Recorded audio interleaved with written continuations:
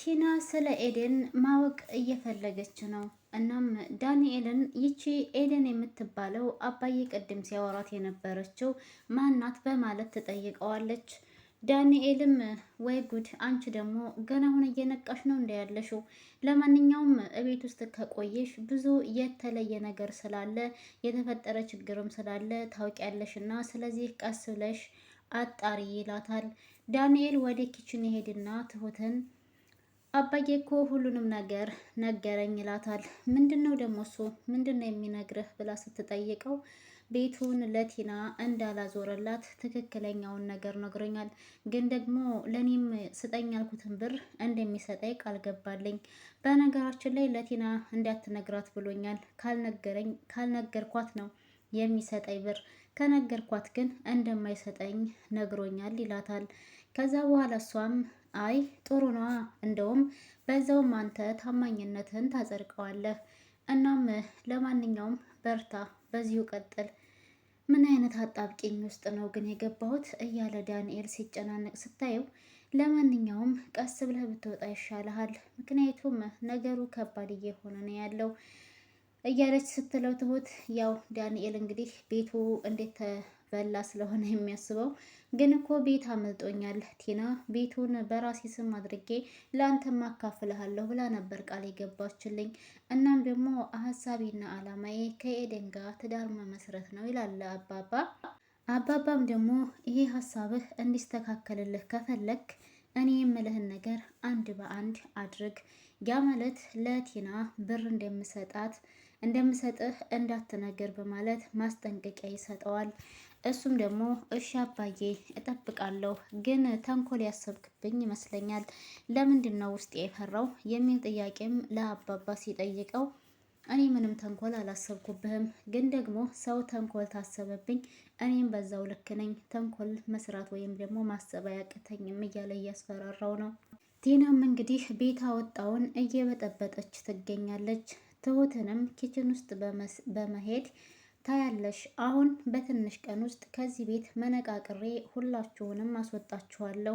ይሄ ቤት እኮ በእኔ ስም ሆኗል። አላየሽም እንዴ አባዬ ቤቱን በእኔ ስም ሲያደርግልኝ ካርታውን አላየሽም ማለት ነው እያለች ስትላት፣ ለማንኛውም ጀግና አይፎክርም እሺ። ብዙ ጊዜ እኔን ለማስወጣት ብዙ ነገር ደክመሻል፣ ተክተሻል። ግን ደግሞ ይኸው እስካሁን ድረስ እኔ ቤት ውስጥ አለሁኝ። አሁን ወደፊትም ደግሞ አንቺ ሳትሆኝ የምታስወጭኝ ራስሽ ልትወጭ ትችያለሽ እንጂ እኛ ከዚህ ቤት ውስጥ አንወጣም እያለቻት ነው።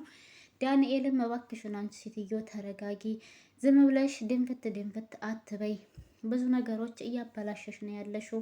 እስካሁን ድረስ አንድም ነገር ያስተካከልሽው ነገር የለም ከጉራ በስተቀር ይላታል። ቲናም ደግሞ ቆይ ለምንድን ነው የምትፈራው? ከዚህ በኋላ እኮ የምንፈራበት አንዲትም ነገር የለም፣ እነሱን አስወጥተን እኔ እናንተ አንድ ላይ እንኖራለን እያለችው ነው። ዳንኤል የተፈጠረውን ነገር ቤት ውስጥ ስለሚያውቅ በጭራሽ ምንም አይነት ፊት ሊሰጣት አልፈለገም እና ተረጋጊ እያላት ነው። አሁንም ሰላም ሰላም፣ ውድና የተከበራችሁ የቻናል ቤተሰቦች እንዴት ናችሁልኝ? ደህና ናችሁ ወይ? ሰላም ናችሁ ወይ? እኔ ሰላም ነኝ አልሐምዱሊላህ። እንዴት ተለመደው ወደ ቻናሌ በአዲስ ቪዲዮ ተከስቻለሁ። ቤተሰብ ቆይታችሁ ከኔ ጋር ይሁን። ቪዲዮ ስትጀምሩ በላይክ ጀምሩት። የግፈኛዋ ሚስትና የሰራተኛዋ ፍጥጫ የሚለው ድራማ እንደቀጠለ ነው። አብራችሁ ይቆዩ። አባባም እንግዲህ ቲናን ሁኔታዋን ሲያዩት ምንም አይነት ለትዳሯ ሀሳብና ምንም አላማ እንደሌላት ስላወቁ አንቺ ልጅ እኔ ሁኔታሽን ሳይሽ ምንም አልተመቸሽኝም እና ጭራሽ ብለሽ ሳሎን ላይ ማደር ጀመርሽ ወይ? ያ ማለት ትዳሩን አትፈልጊውም? ትዳር እኮ ቀልድ አይደለም ይላታል። እሷም ደግሞ አዎ አባዬ እኔ ካሌብን መፍታት እፈልጋለሁ የሚል ንግግር ስትናገር የካሌብ አባት መጀመሪያም አስበውበትም ስለነበረ እንደዛ ከሆነ ለልጄ አሪፍ ጨዋ የሆነች ስነ ስርዓት ያላት ለሰው ክብር ያላትን ሚስት እድረዋለሁ ይላታል። እንደ አባዬ ግን እያወራህ ያለኸው ትክክለኛ ነገር ነው ወይንስ እየቀለድክ ነው? እኔ እኮ ምን እንደምትል ለመስማት ፈልጌ ነበር ስትል ቲና፣ አባባ ደግሞ እንዴ ለምን እቀልድ ያለሁ? አንቺ እየቀለድሽ ነበር እንደ ያወራሽኝ። አሁንም ቢሆን አንቺ የሱ መሆን ካልቻልሽ የእሱ የምትሆን አሪፍ ልጅ እንደውም በቅርብ ያወኳታለች እና እሷን እድረዋለሁኝ ሲላት በጣም ትናደድና ታለቅሳለች ቲና። በዛ ንዴት ተነስታ ወደ ውጭ ወጥታ አጋጣሚ ሆኖ እንግዲህ ዳንኤልን ታገኘዋለች። ዳንኤልን ታገኘችው በኋላ አሁንም የመረጋጋት ነገር አይታይብሽም፣ ምን ሆነሽ ነው የማትረጋጊው ብሎ ሲጠይቃት እሷ ደግሞ እቤት ውስጥ ከባድ ችግር እንዴት ተፈጠረ ለዳንኤል ነገረችው። ዳንኤል ምንድነው የተፈጠረው እስኪ ንገሪ በሚላትም አጋጣሚ ያው ቲናም እንግዲህ ቤት ውስጥ የተፈጠረውን ነገር ለዳንኤል ትነግረዋለች። ዳንኤል አንቺ ልጅ ለሁሉ ነገር መቸኮል ትወጃለሽ፣ ለምንድን ነው የማትረጋጊው? ነገሮችን በእርጋታ ለማስተካከል አትሞክሪም? እንዴት እንደዚህ ታደርጊያለሽ? ካሌብን እፈታለሁስ ለምንድን ነው ያልሽው ለአባዬ ብሎ ይጮህባታል። ቲና እንግዲህ ቆይ አንተ ምን እየሆንክ ነው ያለው? እኔን ከማይወድሽ ወይም ከማትወጁ ወንድ ጋር ኑሪ እያልከኝ እኮ ነው። እኔ ደግሞ ከአንተ ጋር ነው እንጂ ከካሌብ ጋር መኖር አልችልም፣ አልፈልግም ትላለች። እንግዲህ መጀመሪያ ላይ ዳንኤል ተስፋ ስለሰጣት ነው። ከጀርባው ያለውን ነገር ምንም አላወቀችም። ዳንኤል ደግሞ የራሱ የሆነች እንግዲህ በቅርብ እንዳያችኋት ወደ እነ አባባ ቤት መታያየናት ኤደን አዲሱ ፍቅረኛ ሳትሆን ያው የቆየች ፍቅረኛው ናት። ግን ደግሞ ቲና ይሄን የምታውቀው ታሪክ የላትም። ደፋ ቀና እያለች የናባባን ሀብት ከወረሰች በኋላ ዳንኤልን ለማግባት ነበረ አላማዋ። ግን አላማዋ አልተሳካላትም። ካሌብና እንግዲህ አባትየው በጣም እየተጫወቱባቸው ይገኛሉ። ለዳንኤልም ብር ሰጥሃለሁ ያለው ውሸቱን ነው። ከዚህ በፊት አባባ ታሞ ዊልቸር ላይ በነበረበት ጊዜ እንግዲህ በህይወቱ ላይ በጣም ብዙ ነገሮች ሲያደርጉበት ነበር። በተለይ ቲና ደግሞ አባባንና ትሁትን እየመረዘች ለመግደል የምታስብ ነበረች። ብዙ አሰቃይተዋለች። ያንን ያሰቃየችውን እንትን ደግሞ አባባ በጭራሽ እሷን አልተዋትም፣ እኔም እበቀላቸዋለሁኝ ብሎ ስላሰበ ነው እንግዲህ ሊበቀላቸው የፈለገው። ቲናና አባባ እንዲሁም ዳንኤል አንድ ላይ በተቀመጡበት ኤደን ስልክ ስትደውል የዳንኤል መፍራትና መንቀጥቀጥ ለምን ይመስላችኋል?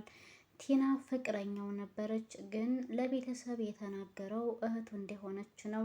እናም ግዴታ ቲና ይች ልጅ ማናት ብላ መጠየቋ ስለማይቀር ለዛም እየተንቀጠቀጠ ነበር። ምን ነው የኔ ልጅ ምን ሆነህ ነው አንተ እያለ በሚለውም ጊዜ አባባም ማናት የደወለችልህ ሲል ኤዱ ደውላልኝ እኮ ነው፣ ልክ እንደ ልጅ ናት፣ እንዴት ያለች ልጅ መሰለች እያለ ኤደንን ማሞጋገስ ይጀምራል። ዳንኤልም እንግዲህ ምንም አማራጭ ስለሌለው የሰማውን ነገር ዝም ብሎ እየሰማ እዛው አብሯቸው ይቆያል። ግን ውስጡ እርር ድብን እንዳለ ያስታውቅበት ነበር። ከትንሽ ደቂቃ በኋላ የሆነ የምጠይቅህ ነገር አለኝ ትልና አባባ ጋር ስለደወለችው ልጅ ትጠይቀዋለች ማለት ነው። ዳንኤልም እንግዲህ ይህን ስትጠይቀው ነበረ አንቺ እኮ ተመጣሽ ጀምሮ መጎረር ብቻ ነው እንጂ ምንም አይነት የተከርሽው ነገር የለም። ስለዚህ አሁንም ከመቆየት ብዛት እቤት ውስጥ ምን እየተካሄደ እያለ እንደሆነ ሁሉንም አንድ በአንድ በአይንሽና በጆሮች ትሰሚያለሽ፣ በአይንሽ ታያለሽ፣ በጆሮች ትሰሚያለሽ።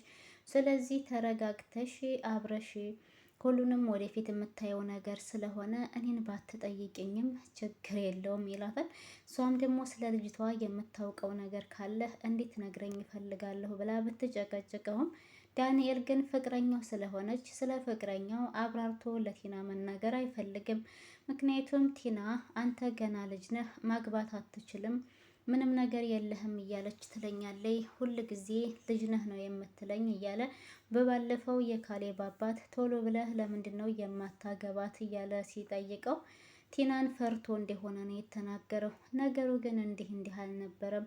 ቲናን የሚጠብቅበት አንድና አንድ ሀብቱ ነበር። ማለትም አብሯት እየለፋ ስለሆነ የእነ አባባን ሀብት ከወሰደ በኋላ ለሱም የሆነ የሚደርሰው ነገር ስላለ ያንን ነገር ካገኘ በኋላ ትዳሩን መመስረት እንደሚፈልግ ለፍቅረኛው ዝም ብሎ እየቀጠራት አጓጉል ተስፋ እየሰጣትም ስለነበረ ሁል ጊዜ በተስፋ ደከምን እኮ ነበር ያለችው። በባለፈው ስራ ተባላሸብኝ ብሎ ሲላት ይህንን ነገር ስናገርሽ እንዴት ተገላገልን ትይኛለሽ በሚላትም አጋጣሚ ኤደን እንግዲህ ምን ላድርገው ሁል ጊዜ ተስፋ ብቻ ሆነብኝ፣ በተስፋ ደከምን እኮ የሚል መልስ ነው የመለሰችለት። ኤደን ትክክል ናት። ቆይማ ትንሽ ጠብቂኝ፣ ቆይ ትንሽ ጠብቂኝ ይላል። በመሀል ደግሞ ተበላሸብኝ፣ እንደዚህ ሆነብኝ እያለ ስለሚነግራትም ለዛም ተናዳ ይመስለኛል። ቲና ስለ ኤደን ያወቀች ቀን ምን ይፈጠር ይሆን የሚለውን እንግዲህ ነገ ቪዲዮ ይለቀቅልናል። ሁላችንም በጉጉት ነው የምንጠብቀው። ለዛሬ እዚህ ድረስ ይበቃናል። ለነበረን ቆይታ ከልብ አመሰግናለሁ። ቪዲዮውን ከወደዳችሁት ላይክ፣ ሼር፣ ሰብስክራይብ ማድረጋችሁን አትርሱ። በያላችሁበት ሰላማችሁ ብዝት ትርፍ ይበልልኝ እያልኩኝ በዚሁ ልሰናበታችሁ ማሮቼ ባይ